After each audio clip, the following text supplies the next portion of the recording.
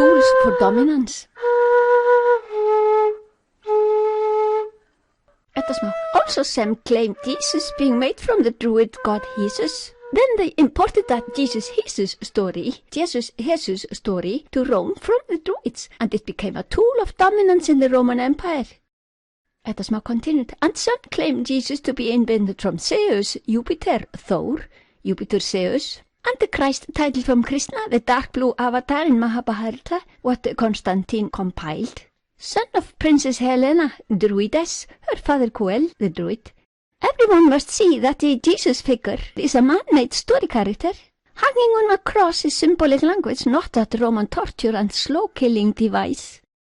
Also note that Lucifer means the one who carries light. Who knows if Lucifer has always been the morning star Freya, Venus, Venere, Sucra.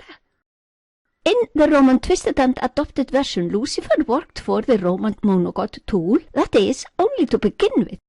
Their monogod, in turn, is tool in the hands of Caesar, the popes, or whatever pontifex or pontiffs they put on the throne. To begin with, they used the version of Lucifer to carry out orders from that invented god of theirs. In his rages, he ordered him to kill men and animals. That man-made so-called god often suffers from attacks of choleric or irascible mood changes, frenzy, lack of self-control, depending on the needs of the rulers, Caesars, or whatever. Angus, they have killed and tortured millions of men. We do not even conceive of the multitude of millions, the less hundreds of millions of innocent men, the bloodiest institution in history, covered up in lies, fraud, and fakes. Edda smá. Our gods are the presidents of the laws of nature and do not partake in any wrath. Högni, and we can live that sphere of life, Tívatún, sphere of Tívar gods. We can be masters of natural law. Yogasta Kuru Karmani means that we can perform actions in our own pure consciousness. Working from this field, Tívatún, we only perform evolutionary actions, the non-local influence of softest thinking. Perform Valkyria, nýsa niður.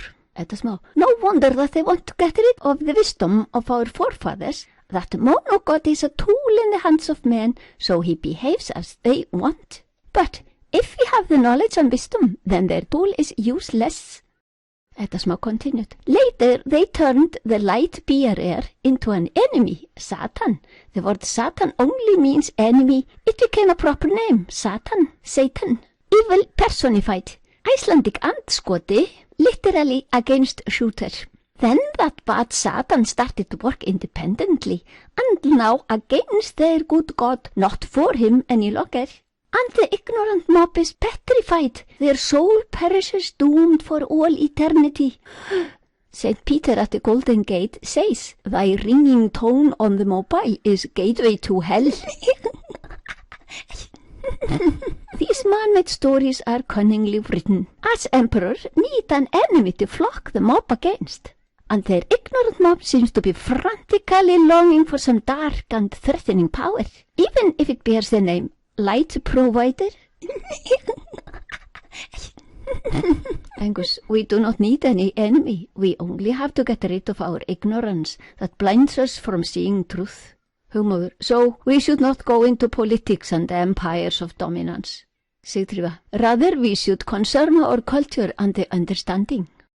Edda, still amused by the nonsense. Let the world be, as so it always is during dark ages. O Róf Vetra.